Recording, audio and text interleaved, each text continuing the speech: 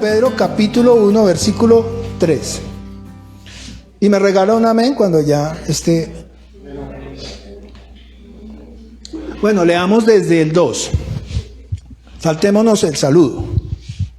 Dice: gracia y paz os sean multiplicadas en el conocimiento de Dios, de nuestro Señor Jesucristo. Como todas las cosas que pertenecen a la vida y a la piedad nos han sido dadas por su divino poder, mediante el conocimiento de aquel que nos llamó por su gloria y excelencia, por medio de las cuales nos ha dado preciosas y grandísimas promesas, para que por ellas lleguéis a ser partícipes de la naturaleza divina, habiendo huido de la corrupción que hay en el mundo a causa de las concupiscencias. Vosotros también, poniendo toda diligencia por esto mismo, añadid a vuestra fe virtud, a la virtud conocimiento, al conocimiento dominio propio, al dominio propio paciencia, a la paciencia piedad, a la piedad afecto fraternal y al afecto fraternal amor. Porque si estas cosas están en vosotros y abundan, no os dejarán estar ociosos ni sin fruto en cuanto al conocimiento de nuestro Señor Jesucristo. Pero el que no tiene estas cosas tiene la vista muy corta, es ciego, habiendo olvidado la purificación de sus antiguos pecados. Por lo cual, hermanos, tanto más procurad hacer firme vuestra vocación y elección, porque haciendo estas cosas no caeréis jamás. Porque de esta manera os será otorgada amplia y generosa entrada en el reino eterno de nuestro Señor y Salvador Jesucristo. Por esto yo no dejaré de recordaros siempre estas cosas, aunque vosotros las sepáis y estéis confirmados en la verdad presente. Padre Celestial, que esta palabra cumpla el propósito por el cual tú la diste. Obra con poder y que tu Espíritu Santo nos guíe a toda la verdad. Te lo pedimos y rogamos en el nombre poderoso de tu Hijo Jesucristo. Amén. Siéntese, por favor. Fíjense que, ¿de qué está hablando precisamente el apóstol? Él está dando ciertas instrucciones. ¿A quiénes? Estas instrucciones se las está dando a la iglesia, a los que ya han conocido, a los que ya le recibieron, a los que, reconociendo que Jesús es el Cristo, el Hijo del Dios viviente, pues ellos han recibido en ellos ¿qué? El Espíritu Santo de la promesa. A veces nosotros pensamos que todas las escrituras están escritas para todos. Y sí, pero en este caso Pedro se está enfocando a los que ya son salvos y les está dando ciertas instrucciones de cómo deben actuar dentro de la iglesia. Es decir, que nosotros estamos recibiendo de parte del apóstol una preparación como iglesia. Ahí dice el versículo 11: porque de esta manera os será otorgada amplia y generosa entrada en el reino eterno de nuestro Señor y Salvador Jesucristo. ¿A dónde nos lleva la enseñanza? Al reino de los cielos. La semana pasada empezamos a hablar acerca de esto. Y hablamos que el Señor está a la vuelta de la esquina. No nos podemos hacer los que no nos damos cuenta. Pero todas las cosas que están sucediendo en el mundo, ¿sí? La maldad del hombre, las guerras, el lío con Israel y los países alrededor y todas las naciones que se están poniendo en contra. Estamos viendo que todas las profecías en Cristo no solamente ya se cumplieron en su nacimiento, sino que las que se están cumpliendo después de que el Señor resucitó y está sentado ¿en dónde? A la derecha de Dios Padre, ¿cierto? Nosotros estamos en un tiempo, nosotros estamos en un tiempo que se llama el tiempo de la gracia. ¿Qué significa el tiempo de la gracia? Que todo aquel que reconozca que Jesús es el Cristo, el Hijo de Dios, dice la Escritura, será ¿qué? Salvo. Entonces, si yo creo esto de todo corazón, pues no necesito manifestárselo a nadie con la boca, porque el que escudriña los corazones, dice que Él escudriñará lo más profundo de cada uno. Y de cada uno no solo sabe sus pensamientos. Dice, antes de que ustedes abran la boca, el Señor ya sabe de qué tenéis que necesidad. ¿Sí me hago entender? Yo siempre digo, Él sabe cuántos cabellos usted se acuesta cuando se acuesta y sabe cuántos cabellos tiene cuando usted se levanta, porque Él conoce todas las cosas. Entonces, si usted ha nacido de nuevo, si usted es una nueva criatura, si usted le ama con todo su ser, Él lo sabe. ¿Sí me hago entender? Así de sencillo. Nosotros no lo podemos engañar a Él. Podremos engañar a los hombres, pero al Señor no. Dice algo que es muy importante. La Biblia nos habla en el libro de Oseas y en el libro de Jeremías. Dice, mi pueblo se perdió porque le faltó ¿qué? Conocimiento. Y no habla del conocimiento intelectual, no habla del conocimiento de la ciencia, no habla si es que usted es matemático o si es científico, no está hablando de eso. Está hablando del conocimiento de Dios. Por eso oramos en la oración, hablamos de Juan 17:3. La vida eterna, ¿en qué consiste? Dice, en que te conozcan a ti, el único Dios verdadero, y a Jesucristo a quien has enviado. ¿Quiere vida eterna? Tiene que conocer al Señor. Yo estoy volviendo a los primeros pasos en la vida de fe. Nadie puede amar a alguien a quien no conoce. Venga, cásese con este tipo o cásese con esta mujer porque sí. Bueno, eso eran los años de los antiguos, ¿no? De los abuelos, que todo se hacía por arreglo. Pero pregunto hoy en día, ¿usted se casaría con una persona que usted no conoce? Complicado, ¿no? Y puede ser muy lindo el tipo o muy linda la chica y usted se le acerca y tiene mal aliento y usted dice, no, ya no me gustó, ya, y con eso se me bajó la aguja. ¿Sí me hago entender? Uno no se casa con alguien que no conoce. La vida, la palabra conocer bíblicamente significa ¿qué? Relación íntima, intimidad. Dice que José conoció a María después de que nació Jesús y tuvieron más hijos. Cuando habla de esto, ¿qué quiere decir? Hay una versión que es literal y dice, José y María tuvieron relaciones sexuales. Reina Valera dice, y la conoció. Eso está en Mateo capítulo 1, el último versículo. Ahí lo está diciendo. No es extraño, no es raro. La palabra conocer es ¿qué? Tener intimidad. ¿Y qué es lo que Dios quiere de cada uno de nosotros? Pues que tengamos intimidad con el Señor. ¿Hasta ahí estamos bien? Es importante entender que cuando el apóstol Pedro habla del reino de los cielos, nosotros recordemos lo que hablamos la semana pasada, que no todos vamos a estar en el reino de los cielos. Y esto quiero hacerlo claro, porque a veces nosotros en la vida de fe pensamos que la vida de fe es decir yo creo en Dios y pare de contar. Y de verdad que para uno poder llevar una vida de fe necesita precisamente eso, meterse con el Señor. Necesita intimidad. ¿Con quién?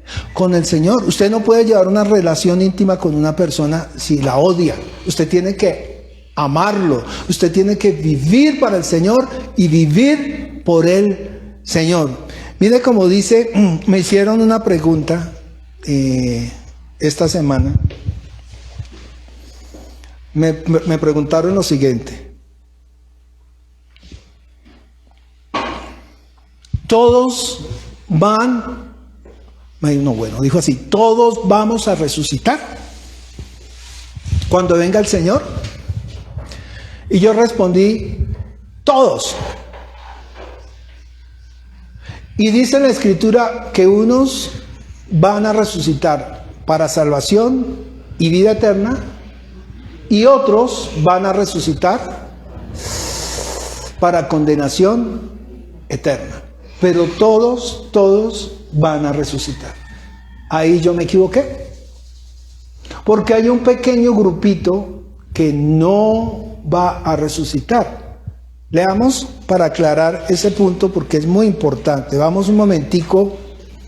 Y se me iba olvidando, pero lo voy a aclarar porque es importante que entendamos. Vamos a Primera de Tesalonicenses, capítulo 4, capítulo 4. Este tiempo no lo voy a contar porque no es parte de la prédica, pero sí quería aclararlo. Y es muy importante que usted entienda esto, amado mío, porque el fin de que nosotros estemos aquí es ¿para qué? Para vida eterna. El fin de la predicación de Juan es ¿para qué? Para vida eterna. El fin de la predicación de Pedro es ¿para qué? Para vida eterna. Fíjense que ellos no están hablando de Jesús en el pesebre. Las naciones, todo el mundo celebra a Jesús en el pesebre. Hace poquito celebramos la Navidad y Jesús en el pesebre. Y todo eso está muy bien. Pero hermano, eso ya pasó. Obviamente lo celebramos, nos gozamos en eso, porque ahí es que nosotros vimos a este niño que creció, se desarrolló, cumplió la voluntad del Padre y murió por nuestros pecados y nos dio salvación y vida eterna. Pero ahora nosotros no podemos tener los ojos puestos en lo que ya pasó, sino tenemos que poner los ojos ¿en qué? En la próxima venida del Señor, la cual ya está cerca, y de eso está hablando todo el libro de Tesalonicenses. Y dice ahí que el Señor no nos ha puesto ¿para qué? Para ira. Y vamos a Primera de Tesalonicenses capítulo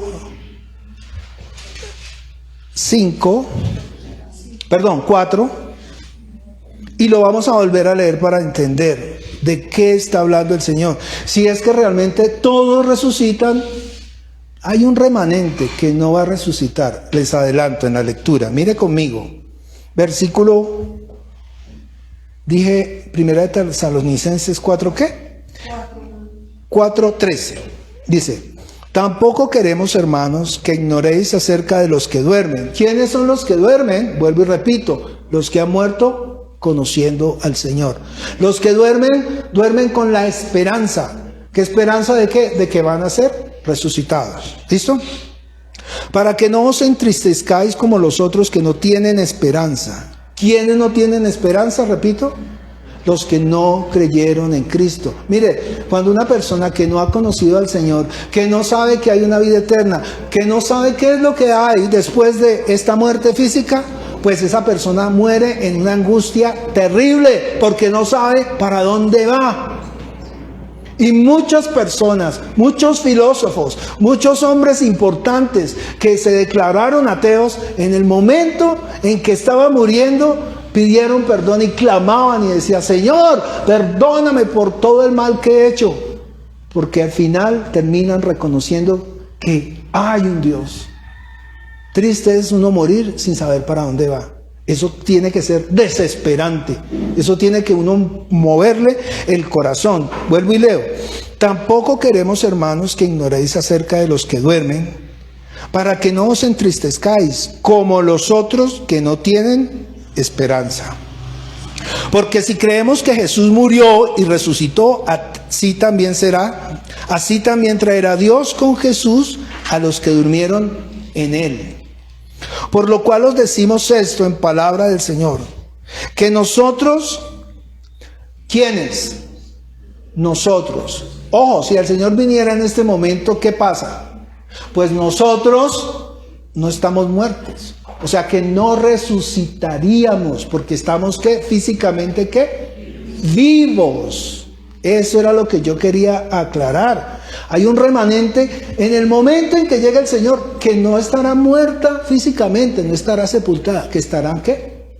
Estaremos vivos si fuera en este momento. Y dice, por lo cual os decimos en esto, en palabra del Señor, que nosotros que vivimos, que habremos quedado hasta la venida del Señor, no precederemos a los que durmieron. ¿Quiénes resucitan? Porque el Señor mismo, con voz de mando, con voz de arcángel, con trompeta de Dios, descenderá del cielo, y los muertos en Cristo resucitarán primero. Y dice, y luego nosotros, los que vivimos, los que hayamos quedado. Entonces se da cuenta que si hay un grupo que estará vivo cuando Él venga, los que vivimos, los que hayamos quedado, seremos ¿qué? Arrebatados. Y juntamente con ellos, ¿quiénes? Con los que fueron resucitados, seremos ¿qué? Transformados en las nubes para recibir al Señor en el aire. Y así estaremos siempre con el Señor. Entonces es muy importante entender esto. Fíjense, si nosotros vamos a este mismo texto que está en Primera de Corintios 15, lo dice de una manera interesante y muy singular, muy parecido. Primera de Corintios 15. Y el texto es pertinente para la prédica de hoy porque esta prédica nos está hablando de eso mismo. Primera de Corintios 15, leamos el versículo 51. He aquí os digo un misterio. No todos dormiremos. ¿Se da cuenta que no todos van a morir? O vamos, si fuera en este momento. No todos dormiremos, pero todos seremos transformados. Los que resuciten y los que estemos vivos si el Señor viniese en este momento. En un momento, en un abrir y cerrar de ojos, a la final trompeta, porque se tocará la trompeta y los muertos serán resucitados incorruptibles y nosotros seremos transformados. Entonces, claro, me equivoqué. No todos van a resucitar. Hay un remanente que estará vivo y que el Señor tomará, arrebatará y seremos todos juntamente. Los que estemos vivos con los que han resucitado seremos transformados en un abrir y cerrar de ojos. Eso es lo que nos espera. Ojo, eso es lo que nos espera a los que hemos creído. Desafortunadamente, yo siento mucho decirles, pero la gran mayoría de la humanidad se está perdiendo por el desconocimiento del Señor. La historia se vuelve a repetir. Mi pueblo pereció porque le faltó conocimiento. Y hoy en día las personas van a perecer porque les faltó ¿qué? Conocimiento de Dios. La gente no quiere saber de Dios.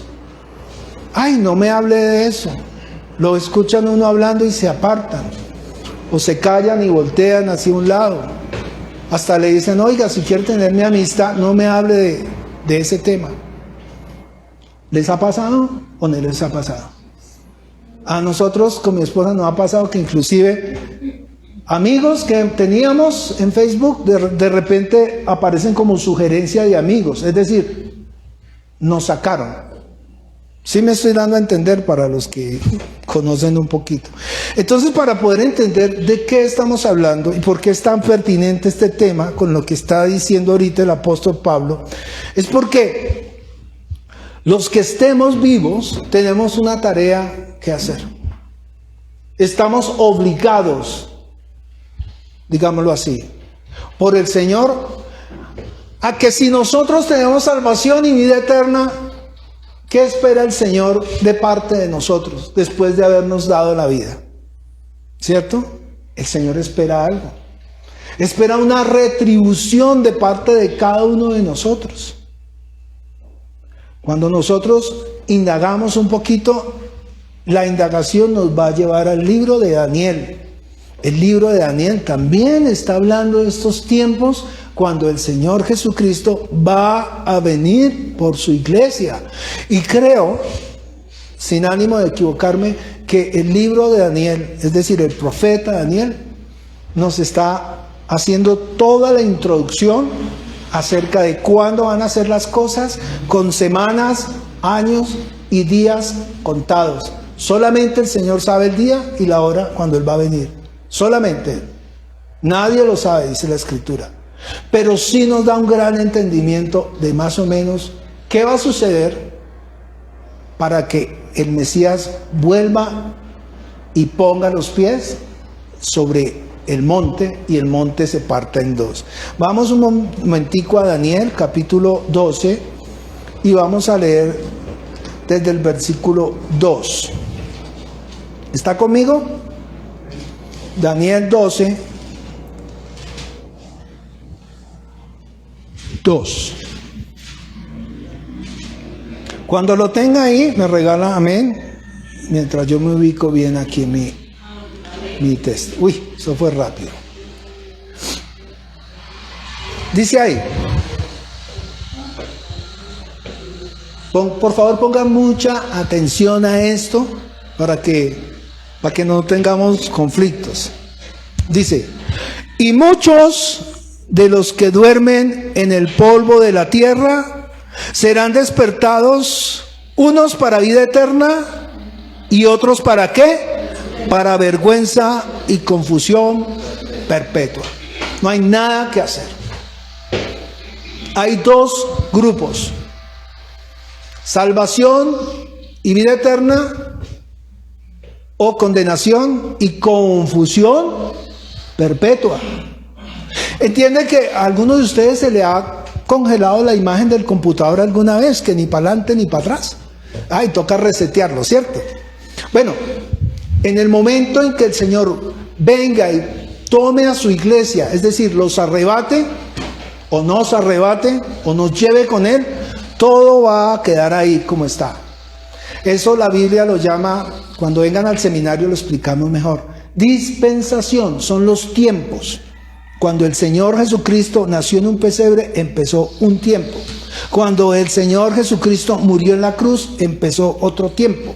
Y ese tiempo que empezó en la cruz va a terminar ¿cuándo? Cuando el Señor Jesucristo vuelva por su iglesia.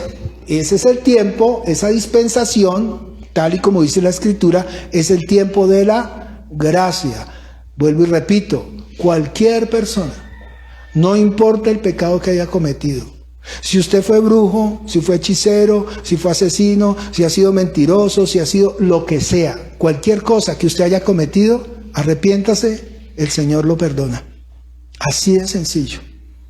Solo hay un pecado que el Señor no perdona: la incredulidad. Es decir, decirle al Espíritu Santo, tú no tienes la razón. ¿Sabe por qué? Porque el Espíritu Santo da testimonio de Jesucristo. Dice la Escritura que Él no habló por su propia cuenta, sino que Él tomará de lo mío y os lo hará ¿qué? Saber. Entonces, eso es lo que se llama la blasfemia contra el Espíritu Santo. Cualquier otro pecado que hayamos cometido, por más terrible que sea, no se deje engañar. Si usted siente en su corazón que tiene algo ahí guardado y usted cree que Dios no lo perdona, pues no se deje engañar de Satanás. Porque si usted se arrepiente de corazón y se aparta, el Señor lo va a perdonar. Amén. Miren lo que dice el versículo 2. Y muchos de los que duermen en el polvo de la tierra serán despertados, unos para vida eterna y otros para vergüenza y confusión perpetua. Vergüenza y confusión perpetua. ¿En qué podemos estar confundidos para no lograr la salvación? Pregunto a alguien que me diga, ¿en qué podemos estar confundidos? ¿Qué es lo tan difícil de creer de que este universo y todas las cosas han sido creadas por un Dios? La semana pasada leíamos Romanos. Dice que viendo las cosas creadas podemos ver que existe un Dios, de modo que no hay ¿qué? Excusa. Dice el apóstol que palpando y tocando nosotros podemos saber que hay un Dios que existe. Decíamos que hasta las flores combinan. Mírele los dedos a su bebé cuando nació, perfectos. ¿Sí me hago entender? Mire el cielo, mire las cosas. En las cosas creadas está la manifestación de Dios. El lío es de nosotros. El lío de nosotros, ¿cuál es? Que somos obtusos, cerrados a la banda. Nos enseñan acerca del Señor Jesucristo y no queremos creer que Él es, ¿qué? Dios. Entonces, ¿qué es lo que hay que creer para que no seamos tan cerrados? ¿Qué es lo que hay que entender? Que Él es el Cristo, el mediador, el Hijo de Dios, y que por medio de Él tenemos, ¿qué? Salvación y vida eterna. Es decir, creer en ¿qué? En el Evangelio. Cuando nosotros leemos esto, podemos irnos un momentico al libro de Romanos, capítulo 6. No, Romanos 2. ¿Ya lo tienen? Romanos 2. Hechos, Romanos 2.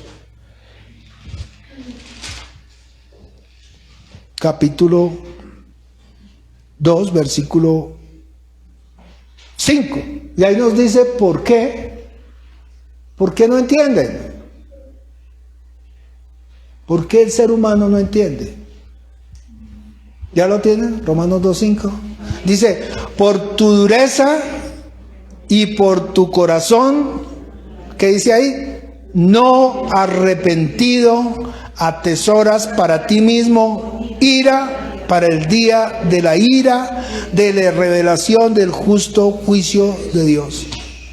Entonces fíjese, mi hermano, ¿quién pierdo? ¿Sigo odiando? ¿Quién pierdo?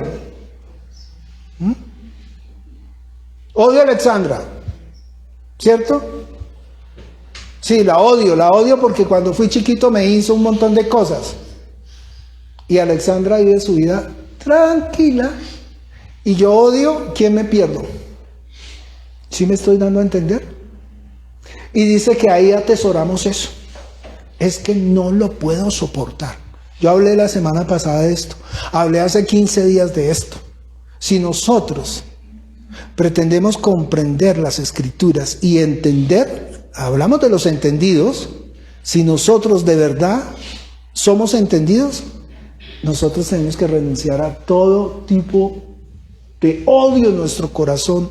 Dice la Biblia que eso es una raíz de amargura, y eso nos va a llevar a ¿qué? Apartarnos de Dios eternamente. Es que me hizo.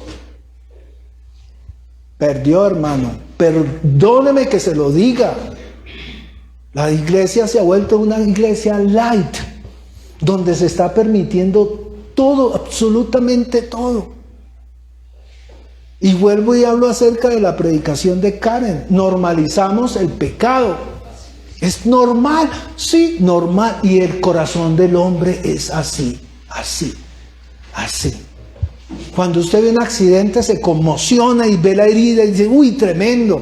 Pero si todos los días usted está viendo accidentes y gente mal, el corazón se va poniendo duro. Y finalmente usted ve las cosas y eso... Hay un síndrome, perdón que se lo diga, cuando yo estudié en el laboratorio nos enseñaron acerca de la psicología con los médicos. Y hay un síndrome que se llama el síndrome de Dios, que empiezan a adquirir los médicos. Y es que ya no se duelen del dolor de los pacientes. ¿Sí me hago entender? Y llegan a un momento donde se vuelven como piedras. Terrible. Y así nos pasa a todos nosotros. Con los hermanos, la humanidad se está perdiendo y la iglesia que somos todos nosotros, ¿cierto? No estamos haciendo absolutamente nada. ¿En dónde iba? Versículo 5. Ya lo leímos. ¿Atesoras qué? Ira. ¿Para cuándo? Cuando el Señor venga, hermanos, si usted tiene su corazón así, como dicen los muchachos hoy en día, paila. ¿Y sabe qué quiere decir paila bíblicamente? Condenación eterna. Ahí le cuento. Paila, lugar de tormento. O sea, no, eso de paila no es que alguien se lo inventó, es que verdad viene de ahí. Bueno, no voy a trascender. Versículo 6. el cual pagará a cada uno conforme a sus obras. Y aquí lo vuelve y lo dice: vida eterna a los que perseverando en hacer bien buscan gloria y honra e inmortalidad. Le pregunto, hermanos, ¿eso es lo que usted busca? Ahí está la respuesta. Ahí dice qué hacer. 8. Pero ira y enojo a los que son contenciosos y no obedecen a la verdad, sino que obedecen a la injusticia. Tribulación y angustia sobre todo ser humano que hace lo malo, al judío primeramente y también al griego, pero gloria y honra y paz a todo el que hace ¿qué? Lo bueno, al judío primeramente y también al griego. Aclaro, ¿quiénes son los griegos? Los no judíos, es decir, nosotros. ¿Listo? Sigamos leyendo. Versículo 12. Porque todos los que sin ley han pecado, sin ley también perecerán. Y todos los que bajo la ley han pecado, por la ley serán juzgados. Porque no son ¿qué? Los oidores de la ley, los justos ante Dios. Entonces usted puede escuchar, usted puede oír, usted puede decir aleluya, amén, pero si usted no hace, ahí dice, porque no los oidores de la ley, vuelvo y leo, porque no son los oidores de la ley los justos ante Dios, sino ¿quiénes? Sino los que hacen, hacedores, hacen. Hermano, yo le estoy exhortando esto en el primer culto del año para que usted se prepare, para que usted medite, para que usted ore, para que usted se postre delante del Señor y le diga: Señor, si es el caso, Padre, yo no sé cuáles son los dones que tú me has dado, pero quiero servirte. Haz conmigo conforme a tu voluntad. Esa es la oración que tenemos que hacer. Y cuando el Señor le responda, o cuando usted entienda qué es lo que el Señor quiere con usted, usted se ponga a disposición de la iglesia al servicio para el Señor. Porque servir es un privilegio. Pero el que no sirve o no hace la voluntad de Dios, ¿sabe qué dice el Señor? Me suscitaré otro que haga conforme a mi voluntad. ¿Y sabe qué? El Señor suena raro, suena extraño, pero el Señor lo desecha. Dice que lo mira de lejos. No sé, yo le estoy dando cositas para que usted vaya analizando qué es lo que Dios quiere de usted. Servirle a la iglesia no es que esté solamente sirviendo acá. Servir a la iglesia es vaya y predique, háblele a su familia, háblele a sus amistades, haga grupos de estudio en las casas, vaya y camine en los parques, reparta volantes, hable de Cristo. Mire, uno solo que se convierta, dice que hay fiesta en el cielo. Amén. Esa es la voluntad de Dios. Juan 6, 39, 40. La voluntad de Dios es que ninguno se pierda. ¿Cuál es la voluntad de Dios? Que ninguno se pierda y que todos procedan al arrepentimiento. Dice, versículo 13, porque no son los oidores de la ley los justos ante Dios, sino los hacedores de la ley. Y estos serán ¿qué? Justificados. Porque cuando los gentiles, que no tienen ley, hacen por naturaleza lo que es de la ley, estos, aunque no tengan ley, son ley para sí mismos, mostrando la obra de la ley escrita en sus corazones, dando testimonio su conciencia y acusándoles o defendiéndoles sus razonamientos. Pero el día en que Dios juzgará por Jesucristo los secretos de los hombres conforme a mi evangelio. ¿Entiende que es el evangelio el que nos salva? Es hacer la voluntad de Dios. Cuando yo entiendo esto, ya puedo volver al libro de Daniel 12, ¿no? Volvamos a leer. La pregunta ahí era, ¿quiénes van a vida eterna? Bueno, ahí está diciendo. Volvamos a Daniel 12:2. Retomando, ¿no? Dice, y muchos de los que duermen en el polvo de la tierra serán, ¿qué? Despertados. Unos para vida eterna y otros para confusión perpetua. Y ojo a este versículo, al que vamos a leer, porque este es el centro de esta prédica. Dice, los entendidos, mire lo que está diciendo aquí, los entendidos resplandecerán como el resplandor del firmamento. Hay dos grupos también. Los entendidos resplandecerán como el resplandor del firmamento, y los que enseñan la justicia a la multitud como las estrellas a perpetua eternidad. Dos grupos, los entendidos y los que enseñan. ¿Entiende? Mire, puede que usted no sea pastor, puede que usted no sea un buen maestro, pero si usted es entendido, usted va a hacer la obra del Señor. ¿Cómo? Hermanita, arrepiéntase, Cristo viene pronto. Mire, háblele por favor a la gente, háblele, sea que entendido, que no nos pase como los antiguos, que se perdieron por falta de ¿qué? Conocimiento. Y yo le pregunto a usted allá, vuelva a leer el versículo conmigo. Los entendidos resplandecerán como el resplandor del firmamento. ¿Qué representa este resplandor? Dice la Escritura que Jesús es la imagen del Dios invisible, el resplandor de la gloria de Dios. Es decir, que usted tiene que salir a la calle y que en usted esté reflejada la imagen del Cristo, del Dios divino. Hombre, que por usted nadie se pierda.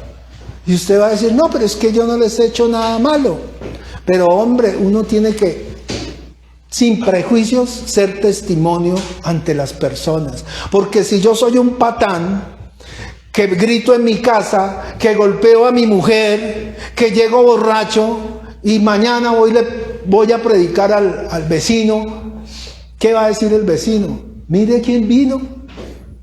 Vino el del lado, el que le da en la jeta a la mujer, el que llega tarde borracho y dice que vino a presentarme a Jesucristo. Pregunto, ¿de verdad este hombre va a ser testimonio? ¿De verdad este que se le predicó va a decir, uy, sí? Eso es de sentido común. Entonces nosotros tenemos que reflejar ¿qué? La imagen del Dios invisible. Nosotros, si somos entendidos, el resplandor de la gloria, que es ¿quién? Yo no les estoy diciendo palabras inventadas. Miremos rápido Hebreos capítulo 1. ¿Quién es Jesús? Para los que vienen hoy por primera vez. Hebreos capítulo 1, versículo... ¿Sí me están escuchando bien? Hebreos capítulo 1, y toca leerlo desde el versículo 1.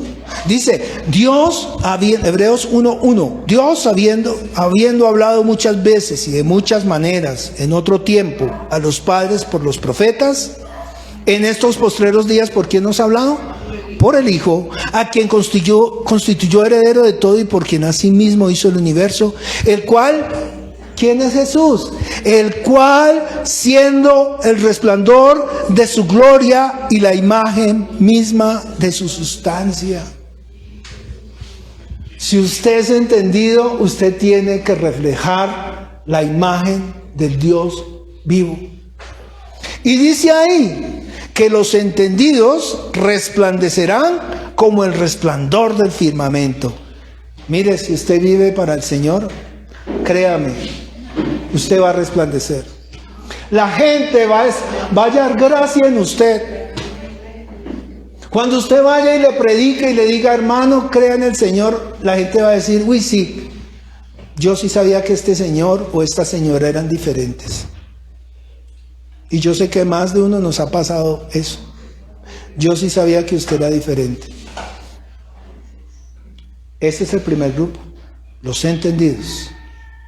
¿Y el segundo grupo cuál es? Dice ahí, y los que enseñan la justicia a la multitud como las estrellas a perpetua eternidad. ¿Entiende que en ambos casos está reflejando a quién? Al Dios mismo. Dios omnipotente, omnipresente, que es la sustancia, se rebajó a este universo. Y Él quiere que nosotros seamos luminares. La Biblia dice luminares, como las estrellas del cielo. Dianita, a perpetua, vida eterna es lo que nos está ofreciendo el Señor. Y de los dos grupos, pues yo quiero estar en los dos. Yo por lo menos me fascina enseñar. Me gozo enseñando la palabra. Dios es el que pone en cada uno. Dios mismo constituyó, dice la Escritura, anote ahí, Efesios capítulo 5, versículo. Dios mismo. Ay, no, es que estoy estudiando un seminario porque voy a ser pastor. No le sirve. No, es que me fui a la universidad a hacer ¿cómo es que se llama ahora? Una vaina esta de teología para adquirir un cartón. No le sirve. No, es que hice el curso de cursos de teología de esto y no le sirve. No, es que me voy a ordenar como pastor en una iglesia, tampoco le sirve. ¿Saben por qué? Porque los hombres no establecemos pastores. No, Señor. ¿Quién los pone? Efesios capítulo 4, versículo 9. Y eso, 4:9, ¿sí dije bien? Y eso de que subió, ¿qué es? Sino que también había descendido primero a las partes más bajas de la tierra. El que descendió es el mismo que también subió por encima de todos los cielos para llenarlo todo. ¿De quién está hablando? De Jesús. Y dice, ¿y él mismo? ¿Quién? Y él mismo constituyó a unos apóstoles, a otros profetas, a otros evangelistas, a otros pastores y a otros maestros. ¿Para qué? A fin de perfeccionar a los santos. ¿Quiénes son los santos? Los entendidos, para la obra del ministerio, para la edificación del cuerpo de Cristo. Punto final. ¿Quieres servirle al Señor? Mire, este año, y esta predicación está dirigida, que sea un año diferente en su vida. No viva la vida de fe porque usted termina viviendo una vida religiosa. Se sale de una iglesia para meterse a otra y termina en las mismas. Si usted no tiene una comunión íntima, si usted no le sirve al Señor, si usted hoy, desde hoy, usted en su corazón no se arrodilla delante del Señor y busca esa intimidad con Dios, pues muy poco va a hacer Dios para animarlo a usted, porque es que Él ya dio todas las cosas. Usted tiene dones y los tiene ¿cómo? Dice enterrados, porque a uno le dio 2, a otro le dio, ¿cómo fue? Los talentos, a uno le dio 1, a otro le dio 2 y a otro le dio ¿cuántos? 5, ¿no? 5, 10. El de 5 llegó con 10. El de 2 llegó con 4. Y el que le dio un talento, o sea, un don, ay Señor, yo sé que tú eres un Dios duro y fuerte, pero entonces aquí está lo tuyo, lo guardé aquí debajo de la tierrita. ¿Sabe qué le dice? Toma el talento y dáselo al que tiene 10, y a este hombre échalo donde es el llanto y crujir de dientes. Y yo quiero hacer una aclaración ahí porque la gente piensa que cuando habla del llanto y crujir de dientes, está hablando solamente de ¿quién? Que se pierden. Y fíjese, no, aquí hay algo que yo quiero que, y lo anoté para aquí para que no se me olvidara. A ver si lo encuentro. Vamos a 1 Corintios para aclararle este punto. 1 Corintios. Porque imagínense, puede que usted esté aquí en la iglesia, y lo va a decir abiertamente, y usted no haga nada para el servicio del Señor. No movió un dedo. Lo único que el Señor le pide es que usted no sea cizaña. Porque la Biblia así dice: dejad que la cizaña crezca con la buena hierba. ¿Para qué? No sea que al arrancar la cizaña, arranques ¿qué? La buena hierba. ¿Por qué el Señor deja la cizaña hasta el final? Porque está esperando que si usted es cizaña, al final usted se convierta. ¿Sí me hago entender? Le está dando la oportunidad hasta el último instante. Se lo dije ayer a alguien. ¿Dios sabía que Judas le iba a entregar? Sí. ¿Le negó la cena? No. Y creo que cuando Judas iba saliendo, el Señor le dice: ve y haz rápido lo que tienes que hacer. Y lo miró, esperando a ver si Judas decía: pucha, no, ya no voy. Pero no. Dice la Escritura que ya el enemigo había entrado en él. Pero el Señor tiene misericordia de cada uno. Si usted es cizaña, si usted es cabrito, porque ¿qué hace el cabrito entre las ovejas? Corneando, ¿no? Empujando. El agua, donde la ovejita toma juiciosamente, viene la cabra y la vuelve y la enloda. Y también el Señor, cuando venga, va a separar a su derecha las ovejas y a su izquierda, ¿quiénes? A los cabritos. Toda la Biblia está hablando acerca de la venida del Señor. Entonces, ¿por qué no se habla de la venida del Señor? ¿Por qué no nos preparamos como iglesia para esa venida? ¿Por qué no ponemos, si nos preocupamos tanto por las cosas del mundo, el trabajo, que el mercado, que la lavadora, que la nevera, que sí sé cuándo, del chisme, de tantas cosas? ¿Por qué no nos preocupamos un poquito por las cosas del reino? Que finalmente cuando nuestros días se acaben o el Señor venga, todo esto dice que todo va a ser recogido como un ¿qué? Como un pergamino. Entonces, familia, ¿por qué este año 2025 no nos decidimos por hacer el bien? Hacer el bien es llevar las buenas nuevas de salvación. Estábamos en Corintios, ¿qué les dije? 1 Corintios 3, 7 al 8. Pregunta: ¿todos se pierden así usted se quede sentado en una banquita? No, porque el Señor lo dice claramente: arrepentíos y creed en el Evangelio. Iba a decir algo, pero sí lo voy a decir. Es que en el cielo no vamos a estar todos en el mismo lugar. Unos van a estar sentados a la mesa, otros van a estar afuera de lo que la Biblia llama el cielo, el tabernáculo, ¿sí? De reunión. Igual que formaban las 12 tribus, ¿no? Y otros van a estar bien lejos, salvos, pero bien lejos.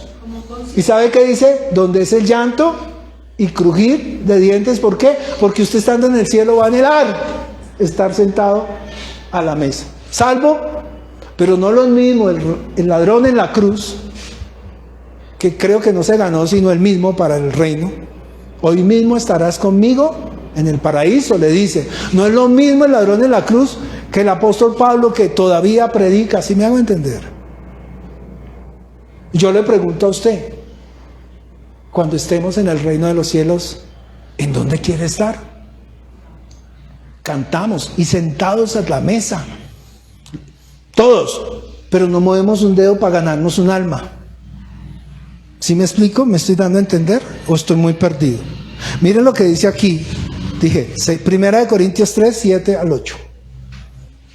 Esto es impactante y maravilloso. Y le da la certeza de lo que acabamos de hablar es la verdad. Dice el versículo 7. Primera de Corintios 3, 7. Dice, así que ni el que planta es algo, ni el que ciega, sino Dios que da el crecimiento.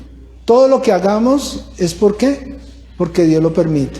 Usted predicó, creyó, ¿quién lo convenció? El Espíritu Santo.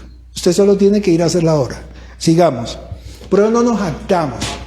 Por eso aquí no predicamos que quién es más quién. Por eso es que la palabra líder, perdón que lo diga, pero la palabra líder en la Biblia no está. En la palabra, ¿qué aparece en la Biblia? Siervo. ¿Y qué hace un siervo? Servir. Jesús dijo, yo vengo como el que sirve y lavó los pies de ¿quiénes? De sus discípulos. Ay, no, Señor, no me lave los pies. No hemos entendido. Entonces dice el versículo 7. Así que ni el que planta es algo, ni el que riega, sino Dios que da el crecimiento. Y el que planta y el que riega son una misma cosa, aunque cada uno recibirá su recompensa conforme a su labor. No hay lío. Usted hizo poco, tal cual. Usted hizo mucho, tal cual. Mire, Dios es un Dios justo, dice la Escritura, que no se olvida de la obra de cada uno de ¿quién? De nosotros. Porque nosotros somos, mire, esta palabra me fascina, colaboradores de Dios, y vosotros sois labranza de Dios, edificio de Dios. Conforme a la gracia de Dios que me ha sido dada, yo como perito arquitecto puse el fundamento y otro edifica encima, pero a cada uno mire cómo sobreedifica. Porque nadie puede poner otro fundamento que el que está puesto, el cual es ¿qué? Cristo. Por eso aquí no predicamos de los pastores, aquí no predicamos de líderes, aquí predicamos de Jesucristo. Pare de contar. Esa es la predicación. Hay 5 maneras de cómo triunfar en la vida. Esa no es la predicación. 3 maneras de ser un cristiano exitoso. Esa predicación no es. Que a usted le pongan, que lo hagan llorar y salga a la calle y no le prediquen el evangelio, no le sirve, no le sirve. A usted le sirve es que le prediquen la santa y sagrada palabra de Dios. El fundamento es ¿quién? Jesucristo. Pare de contar. Cualquier cosa que le digan usted aparte, no le sirve. Jesús salva. Dice el versículo 12. Y si sobre este fundamento alguno edificare, ojo a lo que vamos a edificar. El Señor toma estos ejemplos porque son ejemplos humanos en los cuales usted puede razonar. No porque realmente el oro sea, ay, es que en el cielo vamos a ser ricos. No está hablando de eso. Está hablando de cosas que nosotros conocemos para que nosotros entendamos. Le aclaro antes de leer, dice: y si sobre este fundamento alguno no edificare, mire lo que se edifica: oro, plata, piedras preciosas y madera, heno y hojarasca. ¿Me entiende que la obra de cada uno representa esto? ¿Usted quiere plantar oro, plata y piedras preciosas o madera, heno y hojarasca? Pues decida de una vez.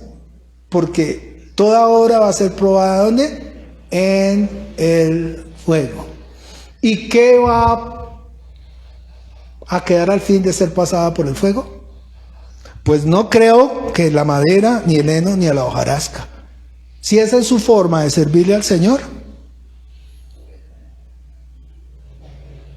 esa es la recompensa que usted va a recibir. Tenemos que ser honestos. Vuelvo y leo. Y si sobre este fundamento alguno edificare oro, plata y piedras preciosas, madera, heno y hojarasca, la obra de cada uno se hará manifiesta, porque el día la declarará, pues por el fuego será revelada, y la obra de cada uno, cual sea, el fuego la... Hermano, ¿qué tiene usted para el Señor? Aclaro, nunca vamos a hablar de plata. Porque este versículo lo usan los corruptos, malvados y predican para llenarse de plata. Perdón, aquí está hablando de su servicio para el Señor. El Señor nunca habla de plata. Al César lo que es del César y a Dios lo que es de Dios. Y esta obra se sostiene con lo que la viuda da. A veces ni hay. Hoy no teníamos café. Perdón que lo diga. Me sorprendió que alguien me trajo un tinto y dije, uy, puchica, qué rico, se ganó el cielo. Ah, mentira. No, pero es la realidad, tengo que decirlo, amados. Entonces la obra de cada uno será manifiesta, porque el día la declarará, pues por el fuego será revelada, y la obra de cada uno, cual sea que sea, el fuego la revelará. Si permaneciere, dice, la obra de alguno, vuelvo y leo otra vez, porque estoy leyendo ahí torcido. Si permaneciere la obra de alguno que sobreedificó, recibirá ¿qué? Recompensa. Maravilloso, ¿no? Y aquí hay muchos de verdad que yo sé que tienen talentos, la Biblia habla de eso, es decir, que tienen dones que Dios les ha dado. ¿O no? ¿No hay dones aquí entre la multitud? ¿Entre los entendidos? Claro que sí. Es solo que usted diga, yo quiero, Señor, servirte. Mire, métase con el Señor y después me cuenta. Dice versículo 15, si la obra de alguno se quemare, él sufrirá pérdida. Si bien él mismo será salvo. La Biblia lo dice. Eso hay que aclararlo. Porque esto no es para meterle miedo a nadie. No. ¿Por qué? ¿Cómo le servimos al Señor? Voluntariamente. Si la obra de alguno se quemare, él sufrirá pérdida, y si bien él mismo será ¿qué? Salvo, aunque así como por fuego. ¿No sabéis que sois el templo de Dios y que el Espíritu de Dios mora en vosotros? Si alguno destruyera el templo de Dios, Dios le destruirá a él, porque el templo de Dios, el cual sois vosotros, santo es. Hasta ahí. Quiero ir a la lectura de esta mañana, porque es tan importante. Vamos a segunda de Pedro. Yo creo que ya me pasé de tiempo, pero pues, sí, estoy pasado de tiempo, no importa. Segunda de Pedro, o de Juan, de Pedro, ¿no? Capítulo 1. Y vamos a leer desde el versículo 3. Dice ahí: estas son algunas instrucciones que nos da el apóstol para nosotros poner por obra el servicio al Señor. ¿Me hago entender? Y dice ahí, versículo 3, segunda de Pedro 1:3. Como todas las cosas que pertenecen a la vida y a la piedad, a la vida y a la piedad han sido dadas por su divino poder, ¿mediante qué? El conocimiento. ¿Se da cuenta que necesitamos conocerle? El conocimiento de aquel que nos llamó por su gloria y excelencia, por medio de las cuales nos ha dado preciosas y grandísimas promesas. Ustedes ya saben cuáles son las promesas. Una de ellas, voy pues a preparar lugar para vosotros, para cuando yo venga, os tome a mí mismo y los lleve a esas moradas eternas. Esa es promesa ¿de quién? De Jesucristo. Por medio de las cuales nos ha dado preciosas y grandísimas promesas, para que por ellas llegaseis a ser participantes de la naturaleza divina, habiendo huido ¿de quién? De la corrupción que hay en el mundo a causa de los deseos de la carne, concupiscencias. Vosotros también, instrucciones, poniendo toda diligencia por esto mismo, dice ahí, añadid a vuestra fe virtud. ¿Qué es la fe? La certeza de lo que se espera, la convicción de lo que no se ve. ¿Qué es lo que se espera? ¿Qué es lo que no se ve? ¿Qué no se ve? La palabra. ¿Y qué es lo que se espera? Que lo que se dice por la palabra se cumpla, pero no su palabra, sino la palabra de Dios. Dios dijo, hágase la luz, ¿y qué pasó? Se hizo la luz. Dios le dijo a Noé, haga un arco, ¿y qué pasó? Haga un arca porque se va a inundar, ¿y qué pasó? Se inundó. Entonces la fe es creer que lo que Dios dice se cumple. Entonces, añadir a nuestra fe, ¿qué? Virtud. ¿Qué es virtud? Dice, hábito de hacer el bien. ¡Ah! Tan bonito. Virtud. Búscalo ahí en el diccionario de la... Hábito de hacer ¿qué? El bien. De obrar bien. De buscar justicia y verdad. Mire. Entonces, añadir a la fe ¿qué? Virtud. A la virtud, dice, conocimiento. ¿Conocimiento de quién? De Dios. Poner su palabra y tomarla. Cuando nosotros oramos, decir, Señor, lléname de tu palabra. Dame la sabiduría de tu palabra. Dame el conocimiento de tu palabra. Dame el poder de tu palabra. ¿Por qué? Que con el conocimiento yo puedo enseñar. Con el poder de su palabra es el Espíritu Santo para que cuando oremos por un enfermo sea sano. Cuando pongamos manos sobre esa persona que está endemoniada, ese espíritu inmundo salga de ahí. Y no porque nosotros lo digamos, sino porque lo dice el Señor. Pondrán manos sobre los enfermos y sanarán. Echarán fuera demonios y saldrán. Tenemos la autoridad y el poder. ¿La autoridad cuál es? Que Jesús lo dijo. Y el poder es, ahora nos dejó el Espíritu Santo. Y recibiréis poder cuando haya venido sobre vosotros el Espíritu Santo. Tenemos el poder, la autoridad. Eso es lo que nosotros necesitamos entender. Dice, vuestra fe virtud, a la virtud conocimiento, al conocimiento, mire, esta es clave, dominio propio.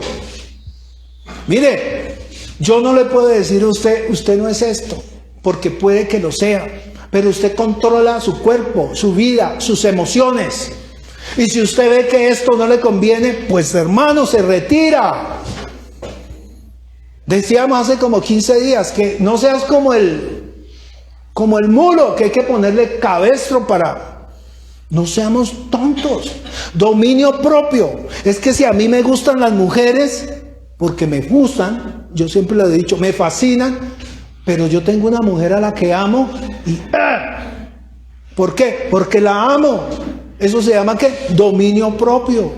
Que si no me gusta, que si soy débil con las drogas, dominio propio. Que si tengo una situación que me gusta, no lo hago.